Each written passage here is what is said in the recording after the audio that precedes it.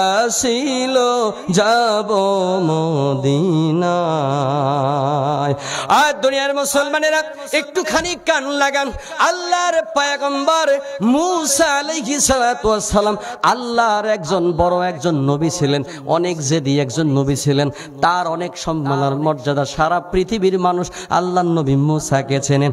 আল্লাহর নবী মুসা একজন তাওরাতের হাফেজ ছিল। বর্তমান দুনিয়ায় যেমন লক্ষ লক্ষ পবিত্র কোরআনের হাফেজ বলেন আছে না নাই? কোরআনের লক্ষ লক্ষ কোটি কোটি হাফেজ এই বাংলার জমিনে আছে, সারা দুনিয়াতে আছে। মুসা নবী আলাইহিস সালাতু ওয়াস সালামের একজন ভাই ছিল, তার নাম ছিল কারুন। মুসা নবীর ভাই ছিল একজন হারুন আলাইহিস সালাম, তিনি একজন নবী। আর কারুন ছিল মুসা নবীর চাচাতো ভাই। এই চাচাতো ভাইকে রব্বুল আলামিন অঢেল সম্পদ দান করেছিলেন। এই সম্পদ এত বেশি এত বেশি, হাদিস শরীফের ভিতরে এসেছে এই লোকটার সম্পদের চাবি বহন করার জন্য একদল তাগড়া জওয়ান যুবক লাগতো, তারাও হাফসায়া যাইতো চাবি বহন করতে করতে।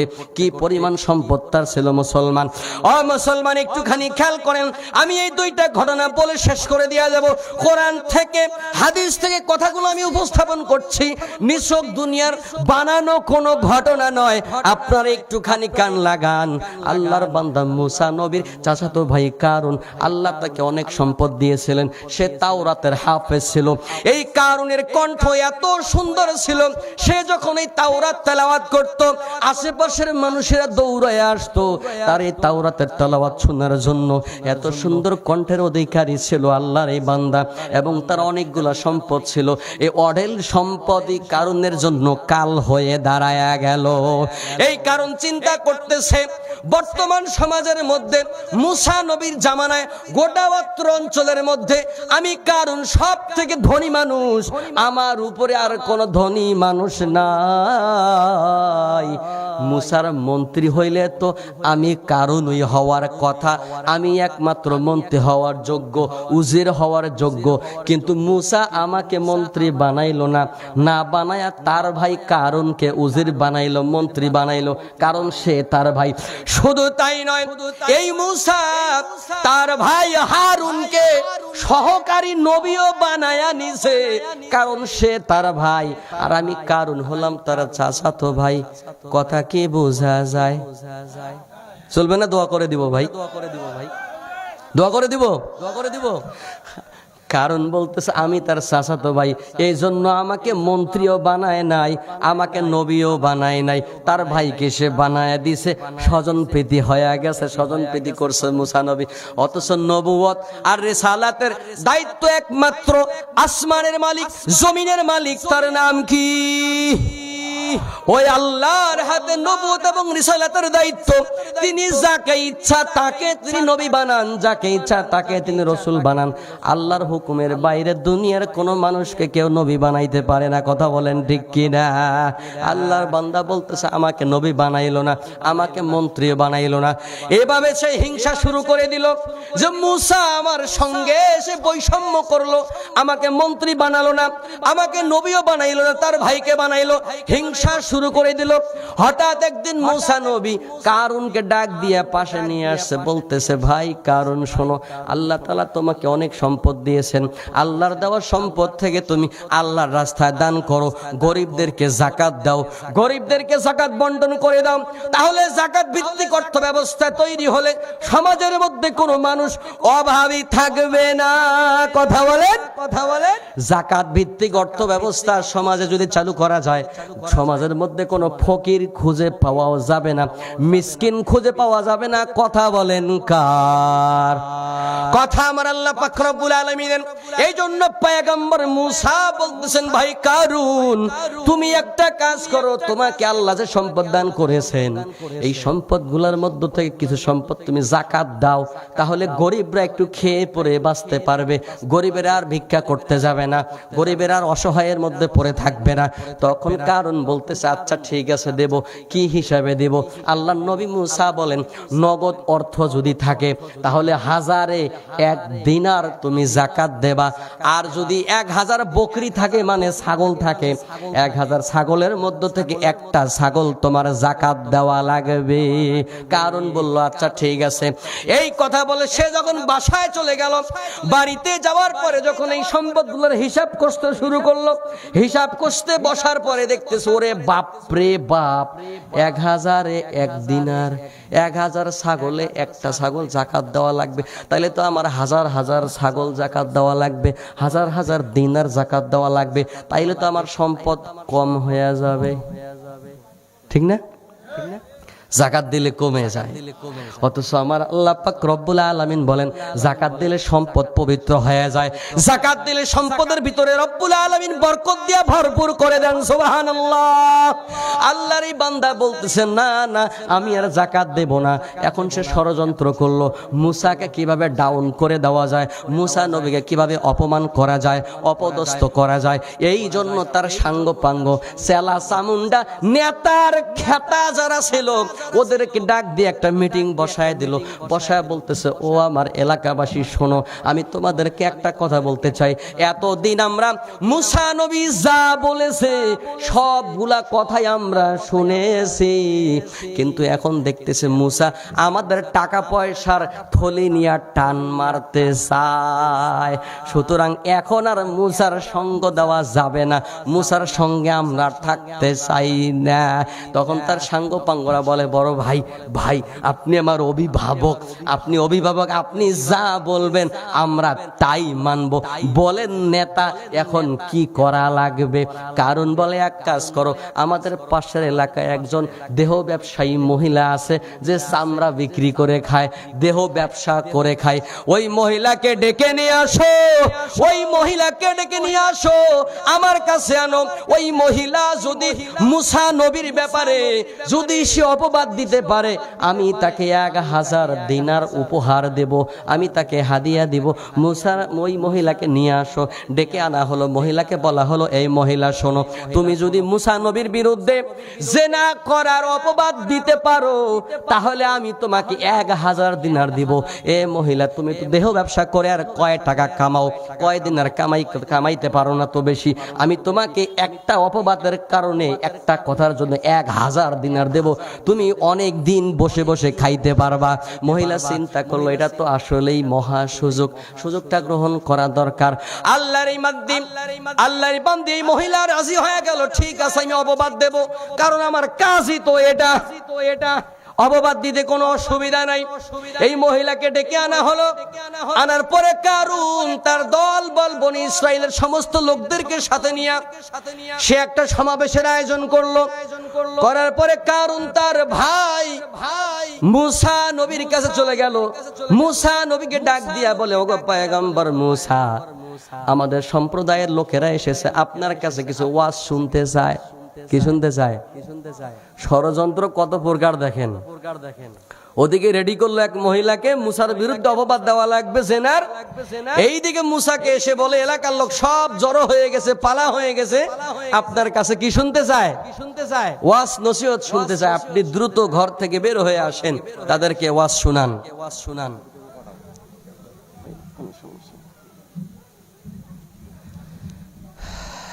একটু কালিমা পড়ে লা ইলাহা লা ইলাহা সুবহানাল্লাহ লা ইলাহা। কার লাগিয়া কান্দো তুমি, কার লাগিয়া হাসো,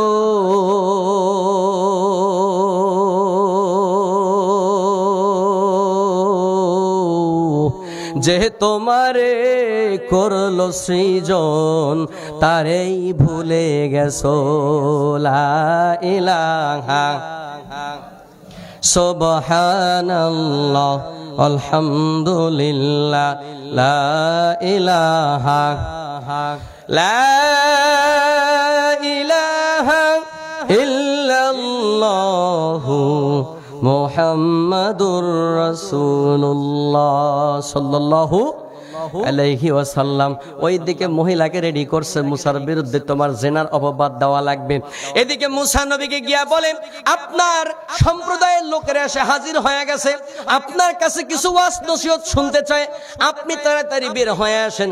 মুসা নবী বের হয়ে আসলেন সেই জনসমাগমের এলাকায়, ওই মানুষদের কাছে আসার পর তিনি ওয়াজ শুরু করে দিলেন। তিনি ওয়াজ করতে করতে এক পর্যায়ে গিয়া বললেন, ও আমার এলাকার মানুষেরা শোনো, বনি ইসরায়েলের লোকেরা শোনো, আমাদের মধ্য থেকে কোনো মানুষ যদি চুরি করে তাহলে ওই ব্যক্তির হাতকে কেটে দেওয়া হবে। বিধান কার? বিধান হইল আল্লাহর। চুরি করলে হাত কাটা হবে। আবার কোনো ব্যক্তি যদি কারোর বিরুদ্ধে অপবাদ দেয় তাহলে তাকে বেতের আঘাত দেওয়া হবে। কেউ যদি কারো বিরুদ্ধে জেনা করার অপবাদ দেয় তাকে বেতের আঘাত করা হবে। আর কেউ যদি জেনা করে তাকেও বেতের আঘাত করা হবে যদি সে অবিবাহিত হয়। আর কোন বিবাহিত নারী পুরুষ অবৈধভাবে কারোর সঙ্গে যদি যৌন মিলন করে, অবৈধভাবে জেনা করে, তাহলে তাদেরকে মাটির মধ্যে পুঁতে পাথর মেরে হত্যা করা লাগবে। বলেন তো হুকুমটা কার? আল্লাহর হুকুম। আল্লাহ বলেছেন এই কথা, কারণ কিন্তু সুযোগ নিতেছে। কারণ কয়, নবী এই দোষ যদি আপনার দ্বারাও প্রমাণিত হয় আপনার ব্যাপারে কি হবে? মুসা নবী কয়, আমার দ্বারাও যদি এরকম দোষ সংগঠিত হয় আর সেটা প্রমাণিত হয়, আমিও একই শাস্তির আওতায় আসব। সুবহানাল্লাহ। আল্লাহর বান্দা কারুন বলতেছে, ও মুসা, বনি ইসরাইলের লোকদের সবারই ধারণা আপনি মুসা অমুক মহিলার সঙ্গে জেনা করেছেন। মুসা কয়, নাউজুবিল্লাহ। কয় কি? মুসা কয়, প্রমাণ আসেনি? কয়, হ্যাঁ আছে। কয়, ঠিক আছে, তাহলে মহিলাকে আমার সামনে ডাকো, সে সবার সামনে সাক্ষী যদি দিতে পারে তাহলে আমি শাস্তি মাথা পেতে নিয়ে নেব। ওই মহিলাকে ডাক দেওয়া হলো, হাজার হাজার মানুষের সামনে নারীকে উপস্থাপন করা হলো, সামনে হাজির করে দেওয়া হলো। এবার ওই আসমানের মালিক, জমিনের মালিক আল্লাহ দেখতেছে কি দেখতেছে না? তিনি দেখলেন আমার নবীকে অপমান করা হবে হাজার হাজার মানুষের সামনে, এটা তো হতে দেওয়া যায় না।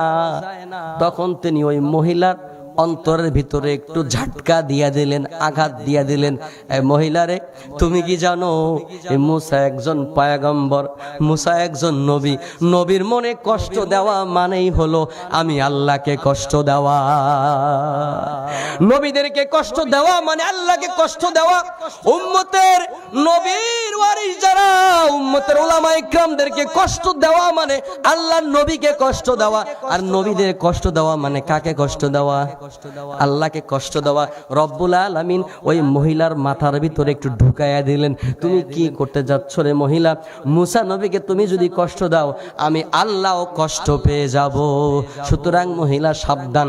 সাথে সাথে এই মহিলাকে মুসা নবী যখন বললেন, তুমি কি আমাকে অপবাদ দিয়েছো জেনা করার, আমি তোমার সঙ্গে জেনা করেছি, এই মহিলা বলে, না না হুজুর, আমি মাপ চাই আপনার কাছে, আল্লাহর রাস্তায় মাপ চাই, আপনি আমার সঙ্গে জেনা করেন নাই। আপনার চাচাতো ভাই কারুন আপনাকে অপমান করার জন্য, অপদস্থ করার জন্য আমাকে 1000 দিনার উপহার দেবে বলে চুক্তি করে আমাকে নিয়ে এসেছে। আমি যদি আপনার বিরুদ্ধে সাক্ষ্য দেই, জেনার অপবাদ দেই, তাহলে আমি 1000 দিনার পাবো হুজুর।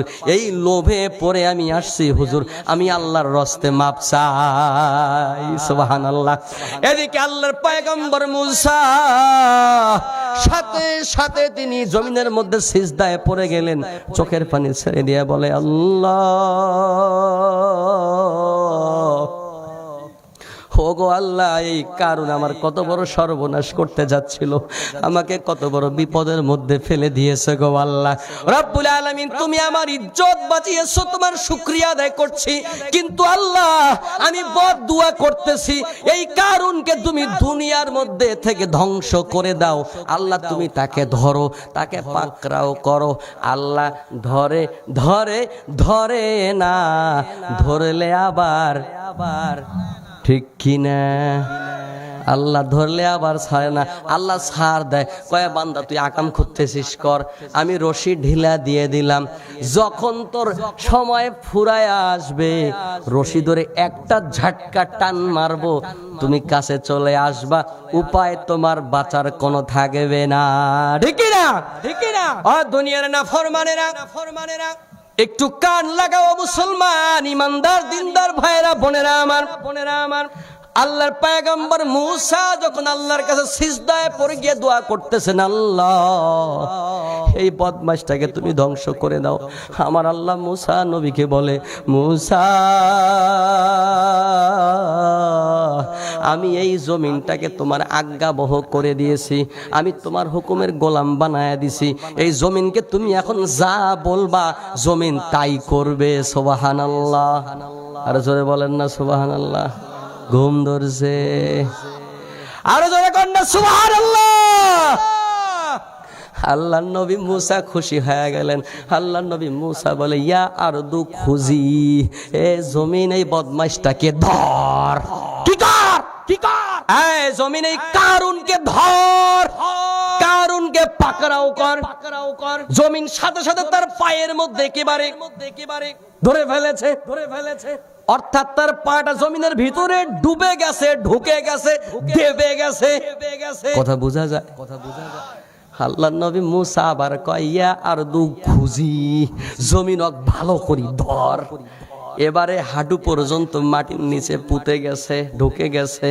আবার মুসা কয়, ইয়া আরদু খুজি, এবারে কোমর পর্যন্ত মাটির নিচে, এই কারণ ডুবে গেছে। শুধু কি কারণ একাই নাকি?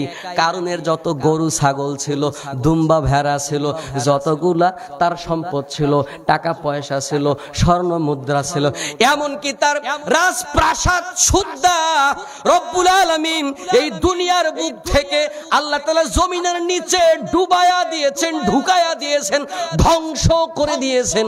আজও পর্যন্ত রব্বুল আলামিন এই ঘটনাটা সূরা কসসের ভিতরে এসেছে। রাত যেহেতু গভীর হয়ে গেছে, এই জন্য আমি আর আয়াতগুলো উল্লেখ করতেছি না। ভাই কথা কি বোঝা যায়? চলবে না, শেষ করে দিব। সংক্ষেপ করার চেষ্টা করতেছি ভাই। আল্লাহ সূরা কসসের ভিতরে 20 নম্বর পারে স্পষ্ট করে তুলে দিয়েছেন, আল্লাহ পাক রব্বুল আলামিন তার ধন সম্পদ সহ, তার রাজপ্রাসাদ সহ সবগুলা মাটির নিচে ডুবাইয়া দিয়েছেন, কোমর পর্যন্ত ঢুকে গেছে। আল্লাহর নবী মুসা আবার বলে, ইয়ার দুখুজি, ওকে ধর, এ জমিন ওকে ধর। এবারে বুক পর্যন্ত মাটির নিচে ঢুকে গেছে। আবার বলে ধর, মাটির নিচে আরো ঢুকে গেছে, সম্পদগুলা সুদ্ধা ডুবে গেছে। মিশরের মধ্যে আজও কারুন হ্রদ নামে একটা জায়গা আছে, একটা নদী আছে। ওই কারুন যে ডুবে গেছে, ওই জায়গায় একটা নদীর মতো হয়ে গেছে। আজও মিশরের লোকজনেরা, শাসকেরা, সরকারেরা ওটাকে চিহ্নিত করে রেখেছে, যাতে করে সারা দুনিয়ার মানুষ, কিয়ামত পর্যন্ত যত মানুষ আসবে ওই জায়গাটা দেখে যেন শিক্ষা নেয়, কারুনের মতো কৃপণ আর না হয়, আর নবীদের সঙ্গে যাতে বেয়াদবি আর করতে কেউ করার সাহস না পায়। মুসলমান ভাইরা আমার, এই কারুন মাটির নিচে ঢুকতে শুরু করে দিল, ঢুকতে আছে। হাদিস শরীফের ভিতরে এসেছে, কিয়ামত পর্যন্ত এই কারুন মাটির নিচে ঢুকতেই থাকবে। এই লোকটা কি পরিমাণে প্রতিদিন ঢুকবে, তার যে বডি আছে, তার যে বডির যে দৈর্ঘ্য, শরীরের যে দৈর্ঘ্য, প্রতিদিন তার ওই দৈর্ঘ্য সম পরিমাণ মাটির নিচে প্রতিদিন ঢুকতে থাকে। যেদিন দুনিয়াটা ধ্বংস হয়ে যাবে, ইযা যুলজিলাতিল আরদু জিলজালাহা, আল্লাহ বলেন এই দুনিয়ার আপন কম্পনে যখন প্রকম্পিত হবে, দুনিয়াটা যখন থরথর করে কাঁপতে শুরু করে দিবে, এই দুনিয়ার জমিনটা তার পেটের ভিতর থেকে লাশ সুদ্ধা ভারী যা কিছু আছে সবগুলা বের করে দিবে। যখন দুনিয়ার সবগুলা বের করে দিবে, সিংহায় ফুৎকার দেওয়ার সঙ্গে সঙ্গে আল্লাহর এই বান্দা কারণ মাটির একেবারেই তলদেশে ঢুকে যাবে। দুনিয়ার মানুষেরা একেবারে মাটির তলদেশে ঢুকে যাবে। আর যখনই তলদেশে ঢুকে যাবে, কিয়ামত সংগঠিত হয়ে যাবে, তখন আল্লাহর বান্দা কারুনকে আবার সেই হাসরের ময়দানে উত্তোলন করা হবে। দুনিয়ার মুসলমানেরা, এই কারুনের এই পরিণতি কেন হলো? 1 নাম্বার, সে আল্লাহর বিধান, সে যাকাত দেয় নাই। কি দেয় নাই? 1 নাম্বার, সে যাকাত দেয় নাই, আল্লাহর বিধানের বিরোধিতা করেছে। 2 নাম্বারে, সে তার জাতির সঙ্গে গাদ্দারি করেছে, তার জাতি জাতির মানুষদেরকে কষ্ট দিয়েছে, মানুষদেরকে হত্যা করেছে, মানুষদেরকে মারাডাঙ্গা করেছে। এরপরে 3 নম্বরে আল্লাহর নবী মুসার সঙ্গে বেয়াদবি করেছে, মুসা নবীকে জিন্নার অপবাদ দিয়েছে। বর্তমান দুনিয়াতেও দেখা যায় শুধু ওই কারুন না, শুধু এ কারুন, ফেরাউন, নমরুদ না, আরো কত লেডি ফেরাউন শুদ্ধ আমরা দুনিয়ার বুকে দেখেছি। কত আলেমদেরকে জেনার অপবাদ দিয়া জেলখানার ভিতরে ঢুকায়া রাখে। আর দুনিয়ার মানুষের মনে রাখবা, ওই কারুনের থেকে তুমিও তো কম নাও, ওই নমরুদের থেকে তুমিও কম নাও, ওই ফেরাউনের থেকে তুমিও তো কম নাও। তোমারও বিচার হবে ওই কারুনের সঙ্গে, ওই নমরুদের সঙ্গে, আর ফেরাউনের সঙ্গে। কথা বলেন ঠিক কিনা? ও দুনিয়ার মুসলমানেরা, আমি যে কথাটা বলতেছিলাম আল্লাহর নবী মুসার জামানায়, একটু আগে বলেছিলাম ওই যে একজন এতিম যুবক ছিল, সে তার চাচাতো বোনের প্রেমে পড়ে গেছিল, চাচাতো বোনকে বিয়ে করতে চায়, মনে আসেনি? কিন্তু চাচায় তার কাছে মেয়ে বিয়ে দেয় না। এর কারণটা কি? বিয়ে দেয় না কারণ ভাতিজার কি নাই, মামু নাই। ভাতিজার মামু নাই, টাকা পয়সা নাই, ক্ষমতা নাই, ভাতিজার বাপ মাও নাই, এই জন্য তার কাছে দেয় না। যুবকরা এখনো যদি গরিব থাকে, শ্বশুররা কি মেয়ে দিতে চায়নি? দিতে চায় না, ছেলের কিছু নাই, আমার মেয়েকে কি খাওয়াবে? মেয়ে কি হাতি ঘোড়া নাকি এক গামলা করে খাবে? আমরা বিয়েগুলাকে কঠিন করে ফেলেছি, সহজ করি নাই। ও মুসলমান, 17 বছরের মেয়ে 18 বছর পুরার আগে 17 বছরেও যদি পতিতালয়ে যায়, তার কোনো বিচার হয় না, হিসাব হয় না। 15-16 বছরে যদি বিয়া করে, ইমামের সুদ্দা জেল হয়, হয় না? হয় না? ইমাম বিয়া পড়াইছে, ইমামের কি দোষ? ইমামের সুদ্দা জেল হয়ে যায়। 17 বছরের মেয়ে, 15 বছরের মেয়ে প্রেম করে, কোনো সমস্যা নাই, লিভ টুগেদার করে, কোনো সমস্যা নাই। কিন্তু বিয়া করলেই সমস্যা, আল্লাহর হুকুম মানলেই যত সমস্যা। কথা কন ঠিক কিনা? আল্লাহর বান্দা ভাতিজার কাছে বিয়া দেয় না, কারণ ভাতিজার মামু নাই, টাকা নাই, পয়সা নাই, মা বাবা নাই, ক্ষমতা নাই, ধন সম্পদ নাই, এই জন্য বিয়া দেয় নাই। যার কারণে এই ভাতিজা ক্ষোভে পড়ে ফুঁসে উঠে তার চাচাকে হত্যা করে ফেলেছে। হত্যা করার পরে চাচার কাছে, আল্লাহর নবী মুসার কাছে গিয়ে বিচার দিয়েছে যে আমার চাচাকে হত্যা করলো কে? আমার চাচার মেয়ের প্রতি লোভ পড়েছে, চাচার সম্পদের প্রতি লোভে পড়ে আমার চাচাকে হত্যা করা হয়েছে। নবী গো, আপনি বিচার করেন। এদিকে আল্লাহ পাক রব্বুল আলামিন ওই বিচারের প্রেক্ষিতে সূরা বাকারার ভিতরে 67 থেকে 72 নম্বরে আয়াত আল্লাহ নাযিল করে নবীজিকে সব ঘটনা জানায়া দিলেন। আল্লাহ যখন নবীকে কইলেন, নবী গো, আপনি একটা গরু জব দেন। ওয়াইদ ক্বালা মূসা লিকওমিহি ইন্নাল্লাহা ইয়া'মুরুকুম আন তাযবাহু বাকারা। বাকারা মানে হইল গাভী, গরু। আপনি একটা গরু জবাই দেন। এই গরু জবাই দিলে ওই লোকের হত্যাকারীকে পাওয়া যাবে। এবারে মূসা নবী এখন গরু খুঁজবেন। গরু কোথায় পাওয়া যাবে? গরু কোথায় আছে? তাফসীরে ইবনে কাসিরের ভিতরে আরেক এতিম যুবকের ঘটনা এসেছে। গরুটা তো পাইতে গেলে কারো মালিকানায় থাকবে, ঠিক না? আর একজন ওই বনি ইসরায়েলের জামানাতেই, বনি ইসরায়েলের বংশের ভিতরে আর একজন এতিম যুবক ছিল। এই যুবকটার বাবা তখন বেঁচে ছিল। তাফসীরে ইবনে কাসিরের ভিতরে ঘটনাটা এসেছে।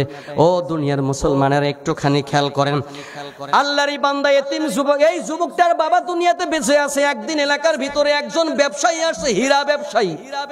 বলেন তো কিসের ব্যবসায়ী? হীরার ব্যবসায়ী। হীরার একটা টুকরা নিয়ে আসছে, খণ্ড নিয়ে আসছে, বিক্রি করবে। দুজন মিলে, এই যুবক আর ওই হীরা ব্যবসায়ী দুজন মিলে আলাপ আলোচনা হলো। এই হীরার টুকরাটার দাম হলো 70,000 টাকা। বলেন কত টাকা? 70,000 টাকা। ঠিক আছে, 70,000 টাকায় হীরার টুকরাটা আমি নেব। তখন আল্লাহর বান্দা বলতেছে, ঠিক আছে আমি নেব, কিন্তু তোমাকে একটু অপেক্ষা করা লাগবে। আমার ওই টাকাটা আমার আব্বার কাছে আছে। আমার বাবা এখন ঘুমায় আছে দিনের বেলা। আমার বাবা যখন ঘুম থেকে উঠবে, আমি তখন তোমাকে টাকাটা এনে দেব। ব্যবসায়ী বলে, না, এতক্ষণ সময় অপেক্ষা করার আমার সময় নাই, সুযোগ নেই, অপেক্ষা করতে পারবো না। এ যুবক, তুমি একটা কাজ করো, তুমি তোমার বাবাকে ঘুম থেকে জাগায়া টাকাটা নিয়ে আসো, তাহলে আমি 10,000 টাকা কম নেব। মাগলা খুশি না? বাপকে ডাকি টাকাটা আনি দিলে 10,000 টাকা কমতে দিবে। আপনি আমি হলে কি করবো? এক দৌড়ে আব্বা ওর টাকা তারি, ওর টাকা দে, ঠিক কি না? মুই 10,000 টাকা কমত মুই হীরার টুকরা পাইছি, তাড়াতাড়ি দেশ টাকা। কিন্তু আল্লাহর বান্দা যুবক কয় না না, আমি আমার আব্বাকে ডাকতে পারবো না, ঘুম নষ্ট করে দিতে পারবো না, কারণ আমার আব্বা হলো একজন তাহাজ্জুদ গুজার বান্দা, আমার আব্বা হলো একজন আল্লাহওয়ালা মানুষ, 5 ওয়াক্ত নামাজি দিনদার মানুষ।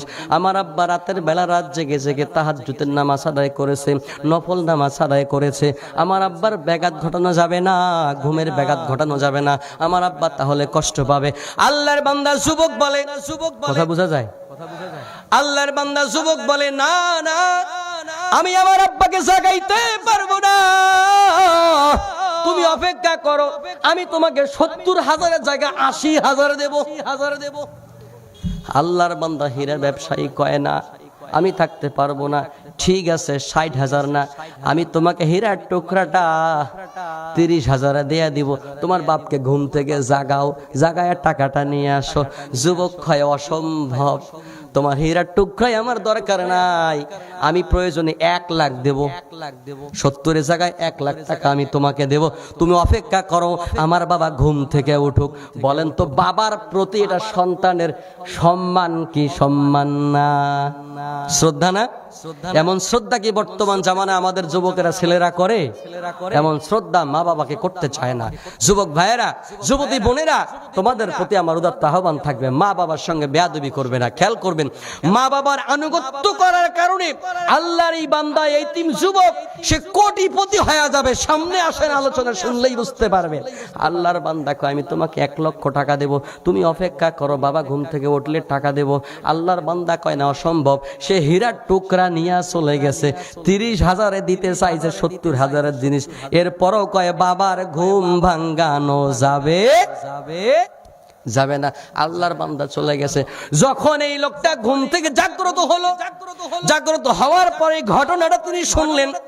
শোনার পরে তিনি বলতেছেন, সন্তানকে কাছে টেনে এনে মন খুলে সন্তানের জন্য দোয়া করে দিলেন। ওগো আল্লাহ, আমার যেই সন্তান আমার প্রতি এত সম্মান দেখায়, এত শ্রদ্ধা করে, এত ভালোবাসে আমাকে, আল্লাহ তুমি আমার এই কলিজার টুকরা সন্তানকে কোটিপতি বানায়া দিও। সুবহানাল্লাহ। তাফসীরে মাযহারিতে এসেছে, ওই একই যুবকের ঘটনা তাফসীরে মাযহারিতে এসেছে। আল্লাহর বান্দার পিতা যখন তিনি শেষ বয়সের দিকে চলে আসছে, তখন একদিন একটা গরুর বাছুর একটা জংলার কাছে নিয়ে গিয়া জংলার মধ্যে ছেড়ে দিয়েছে।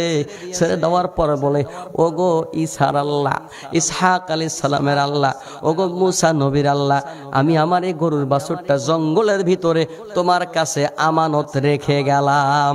আমার যে সন্তান আছে সে এখন ছোট আছে, আমার সন্তানটা যখন প্রাপ্ত বয়স্ক হয়ে যাবে, যখন বড় হবে, তখন এই গরুটা আল্লাহ তুমি তোমার কুদরতের মাধ্যমে আমার কলিজার টুকরা ছেলের কাছে পৌঁছায়া দিও। সুবহানাল্লাহ। গরুটা জঙ্গলের মধ্যে ছেড়ে দিয়ে তিনি বাড়িতে চলে গেলেন। বেশ কিছুদিন পর আল্লাহর বান্দা ইন্তেকাল ফরমাইলেন।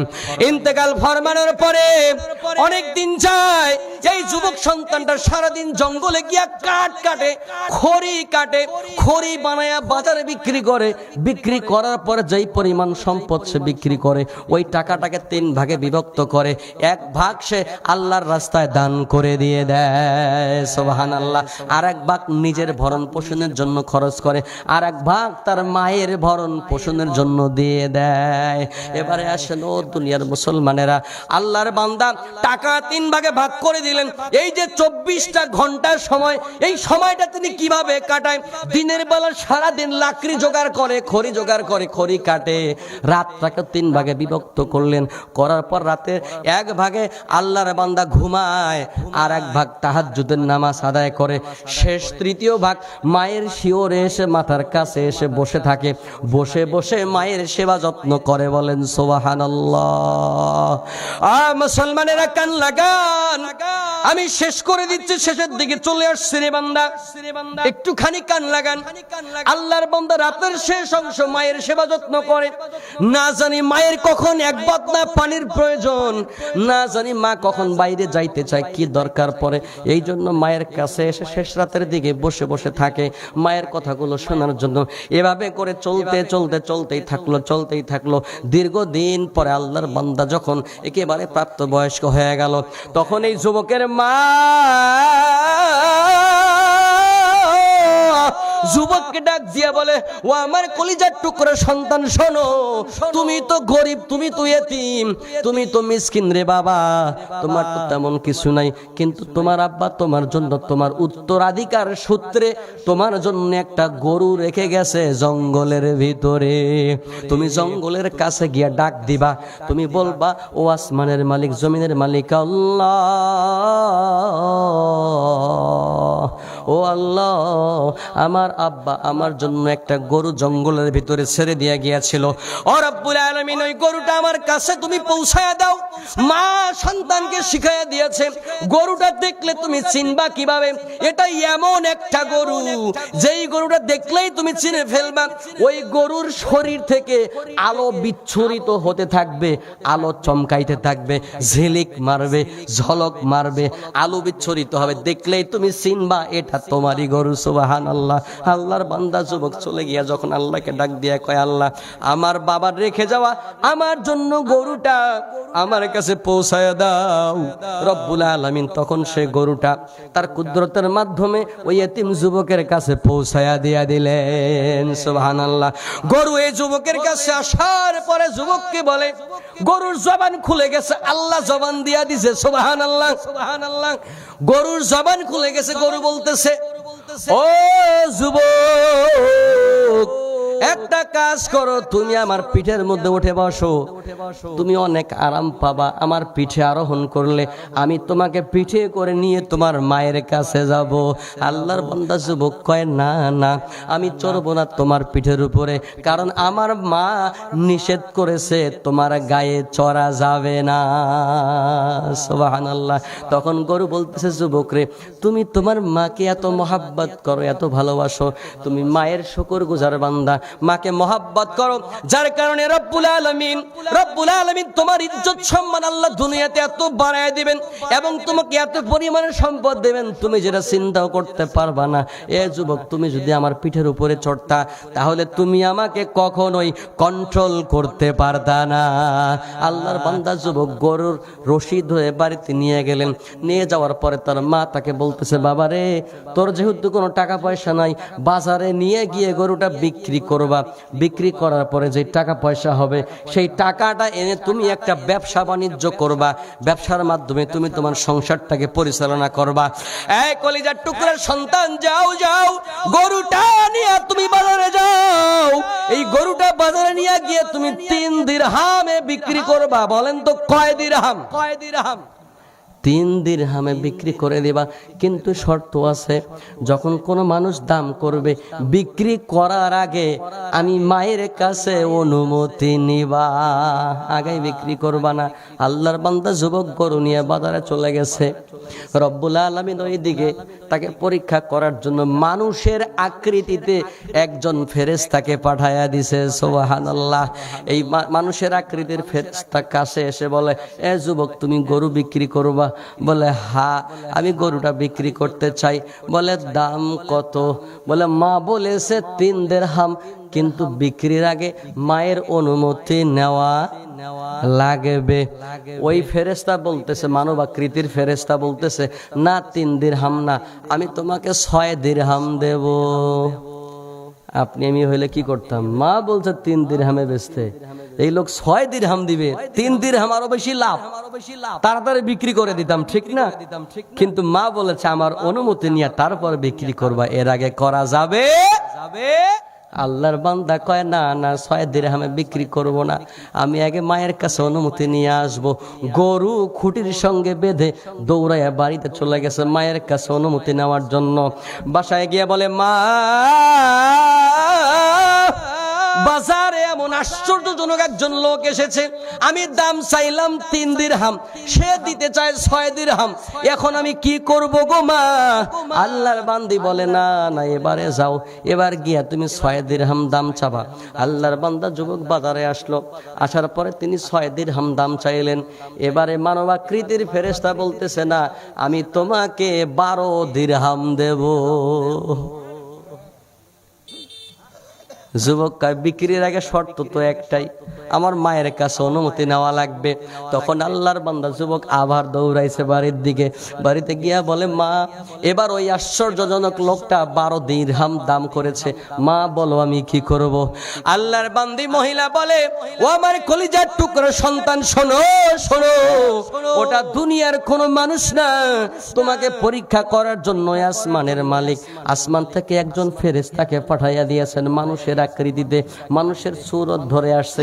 এবার তুমি বাজারে গিয়া যদি ওই লোকটাকে তুমি যদি খুঁজে পাও, তাহলে তাকে জিজ্ঞাসা করবা গরুটা কত দিরহাম হলে বিক্রি করব, আর এখন বিক্রি করব কিনা, করলে কখন করব, কত দিরহামে বিক্রি করব।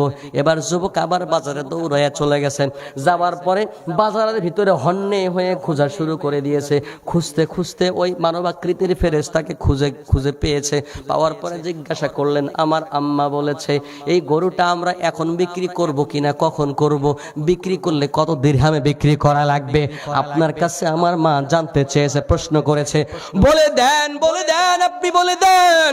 তখন ওই ফেরেশতা বলে, এখন এই গরু বিক্রি করা যাবে না, কারণ তোমার গরু কেনার জন্য স্বয়ং আল্লাহর নবী মূসা তোমার বাড়িতে ছুটে আসবে।